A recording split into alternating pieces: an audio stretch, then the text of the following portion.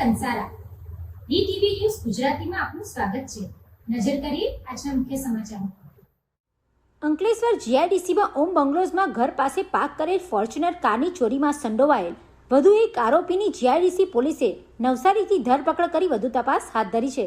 Ankleshwar GIDCમાં Ganesh park સામે આવેલ ઓમ bungalows ખાતે રહેતા ધર્મેશ પટેલના પુત્રએ પોતાની ફોર્ચ્યુનર કાર લઈ જોગર્સ પાર્ક ખાતે ગયા હતા। ગત તારીખ 18મી માર્ચના રોજ જેઓ પરત આવી પોતાની 4 વ્હીલ કાર ઘરની આગળ પાર્ક કરી સૂઈ ગયા હતા। તે દરમિયાન રાત્રિના અરસામાં વાહન ચોરો ત્રાટકી રૂપિયા 38 લાખની ફોર્ચ્યુનર કારની ચોરી કરી ફરાર થઈ ગયા હતા। ચોરી અંગે GIDC પોલીસે ગુનો નોંધી તપાસ હાથ ધરી હતી। તે સમયે પોલીસે એક આરોપીને ઝડપી પાડ્યો હતો। આ ગુનામાં સંડોવાયેલ વધુ નવસારીના કબીલપોર ખાતે રહેતો અતુલ પુનિયા માલવિયાની ધરપકડ કરી કાયદેસરની કાર્યવાહી હાથ ધરી છે। Pintu Modi, DTV news, Ankleshwar.